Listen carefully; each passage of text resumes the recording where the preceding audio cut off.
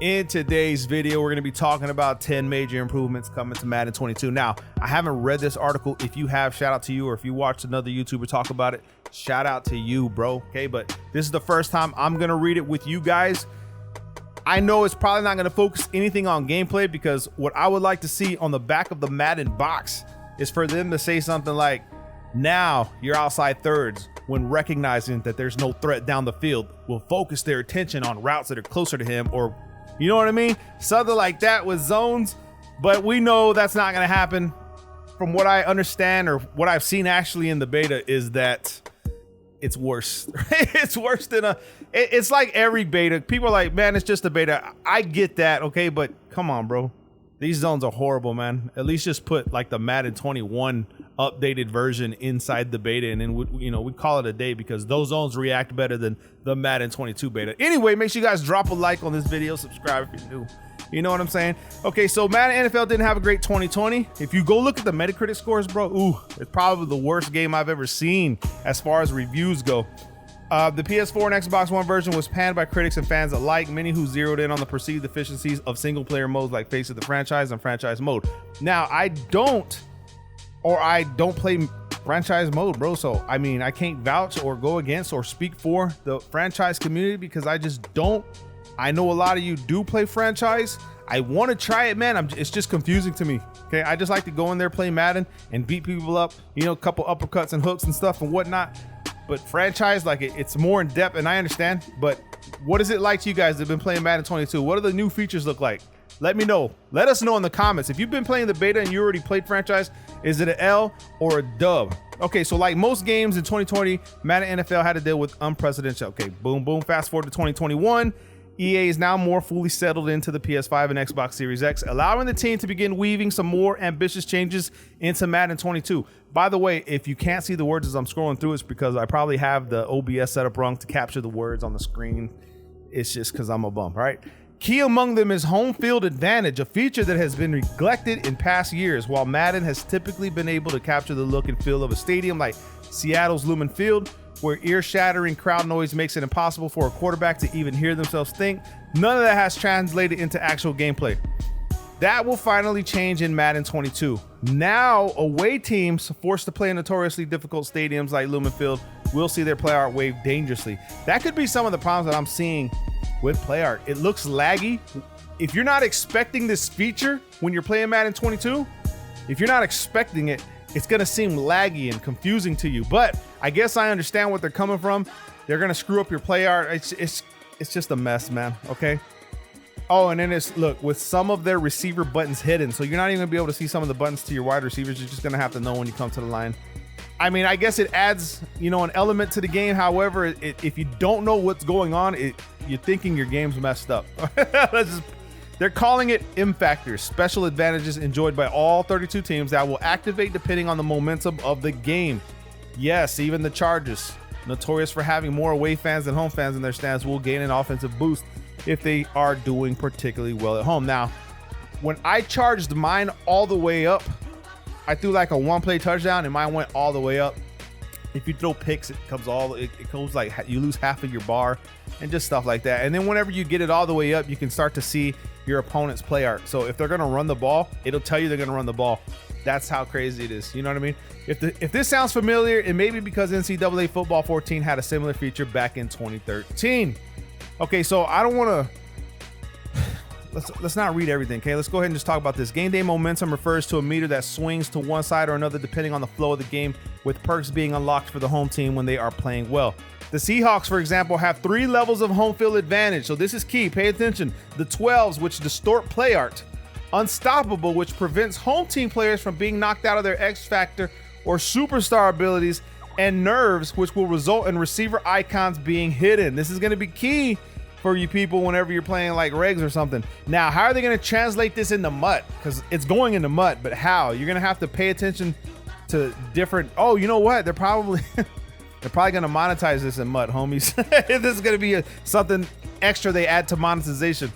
Home field advantage also varies from team to team, with stamina being an issue in Denver and kicking meters going away in Chicago. Q visions of the infamous double doink. So it's DDA in the flesh, man. They're giving you ways to activate DDA in certain, if there was ever a time you guys wanted to know if DDA was in a game, here it is, man. They put abilities on DDA. What you think of that, bro? That's crazy to me. It's a long overdue addition to Madden NFL. Make play home feel more real. Okay, boom. Here's a screenshot. If you guys wanted to see a screenshot, I mean, looks okay, right? It could look better. All right, so let's go over some of the other improvements coming to Madden 22. A coaching tree is being introduced outside of home field advantage. Another feature that Madden 22 is seemingly lifting from NCAA 14 is the ability to hire offensive and defense coordinators and prove them through the skill tree. It's a long requested feature that should add a solid layer of depth to the franchise mode. As for its inspiration, executive producer Sean Grady says Madden isn't looking toward NCAA football.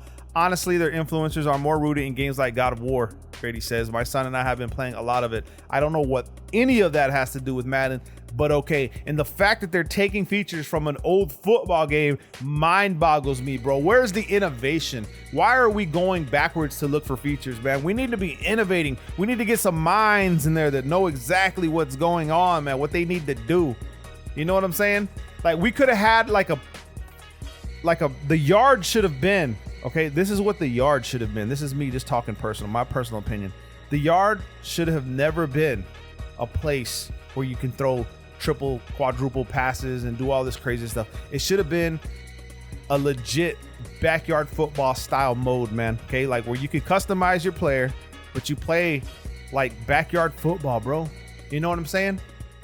Like, it should have just been that. I don't know. I don't get it. And you know, it's kind of like NBA 2K's playground. You know, it's nothing crazy. It's still real street ball. It could have been street football. It could have been backyard football. Could have been called the backyard. Man, come on, bro. What are y'all doing, bro? Scouting will be updated later. I'm not even gonna talk about scouting if it's not gonna be updated, because you know it's not coming until next year. Franchise will include more than 35 new scenarios. A key criticism of Madden's franchise mode in recent years has been its scenario engine. One-dimensional attempt to add a bit of storytelling to each game, usually in the form of accounting for the other team's star player. In response, EA hired a community member to build up the engine, and they have responded with some 35 scenarios. This year, we hired somebody out of the community who was super passionate about this, taught him the tool, and allowed him to create, I think, some really compelling scenarios. I think you're going to enjoy the refresh. Now, who was the guy they took in there? I don't know. It has to be someone that plays franchise. Who did they take in there? And I've just realized, actually I haven't realized, but I just remembered, EA does this, man. They're like taking you through the stages. You know how they don't mention mud at all until like last, because they know that is the moneymaker, and they know that it's looked down upon because it's considered like loot boxes and packs like that. They always try to talk about this stuff and get it out of the way before they go full monetization on your ass, bro. You know? Okay, so this one right here is a little key right here. Halftime adjustments will add a bit of realism to the flow of the game. I need to learn more about this because it's actually in even a regular game. You can pick how you want to attack on offense and defense and stuff like that, and you get bonus points for certain. I don't know if it's bonus points toward your home field advantage or your players. I don't know. I need to read more into it and see what it actually does. I haven't been able to play a full game of the Madden 22 beta the past 2 days because every game crashes, and I don't know why. Okay, so franchise mode has long featured the ability to choose certain plays to emphasize before the game, thus incurring corresponding stat bonuses. Okay, so that's what it is. Now it's possible to do something similar during halftime. It's a minor change, but it does add just a bit more realism to the flow of the game. The Super Bowl presentation will finally be different. Okay, so without even talking about this, I did a Super Bowl gameplay, and all I noticed different was they have like flybys, like jets flying by, and then the big old the American flag covering the whole field and things like that. So nothing too crazy, but it's cool that they changed it. They finally changed it. They needed to change it. Super fans will be in the stadium. Back in the days of Madden 12, crowd close-up shots were a major part of the game's presentation, only fading away when the PS4 and Xbox One rolled around. Crowds close-up ironically returned in Madden 21, and now Madden 22 is enhancing them with so-called super fans. Now, they're not real super fans that you'll find at real games. They're made up ones by EA. From what I understand, EA said it was going to cost them too much money to actually put the real super fans in the game, which doesn't make sense to me either because, bro, you're making all this money, bro, in mud, man. Okay, little Johnny in one day could pay for a fan to get flown out there, and you capture his response and the way he reacts. I mean, you know what I mean? Little Johnny, little Timmy can handle 32. All you need is 32 little Timmys, bro, that buy packs. Okay, you got at least a 2,000 of them. All you needed was 32 little Timmys, bro. That's it. Face of the franchise is back. Yep, Face of the franchise is back. It's not a new feature, but it will be a new story. This year's version will be called United We Rise. Face of the franchise is an intriguing story, but over the last 2 years, it has been criticized for its brevity and lack of depth, not to mention its stilted dialogue. Grady says that this year's version has to be better. There was enough feedback. Listen to this, franchise players. This is him saying this. There was enough feedback from some of our reviewers and our fans that they were looking for more out of the story and more of the progression. And so I think we're going to share in the coming weeks leans into some of that feedback. I think it's going to be a stronger face of the franchise. If he cannot point out certain details about face of the franchise, it's going to be a bust, okay? Because he could be like, bro, we added this and this is what we did. We took it this way. You know what I mean? He didn't say nothing like that, bro. He's like beating around the bush on this one. Next gen stats. If you guys play Madden 21 next gen, you know exactly what this is. They give you next gen stats on when you throw the ball and how long it stays in the air and how long it took to get there. You know what I'm saying, right? As expected, Madden 22 will include a multitude of enhancements to next gen stats with data governing passing aggressiveness, how ball carriers break tackles, and team strategy. This is on top of improvements being made to sideline detection, tackling mechanics, and other gameplay features.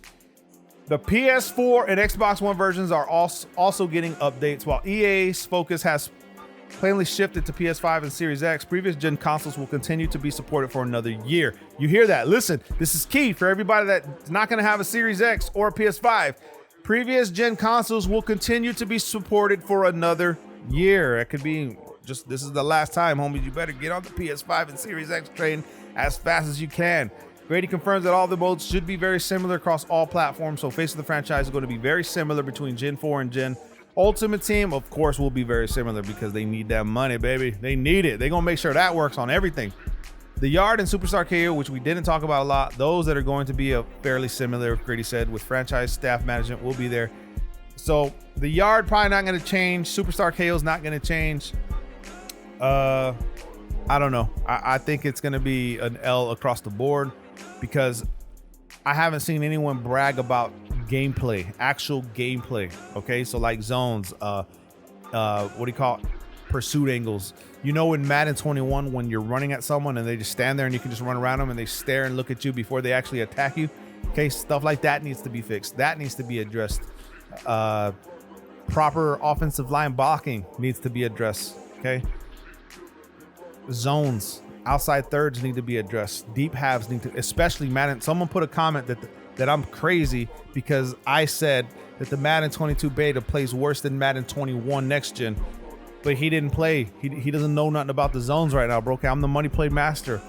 The glitches are worse in the 22 beta. Now, like I said, they're gonna move that Madden 21 finished product, the next gen. They're gonna put that build on top of the Madden 22, and they're just gonna add the environments for Madden 22 with the crowd stuff and all that. That's all they're doing, homies. Okay, that's what it is. That's why you're not hearing nothing about the gameplay. That's exactly why, because they're gonna take that Madden 21 next gen build and they're gonna apply it to the Madden 22, and that's what you're gonna get. You're gonna get Madden 21 next gen gameplay sped up in the environment of Madden 22, and that's just the way it goes. Make sure you guys drop a like. Hope you guys like this video. Love you guys, man. Peace.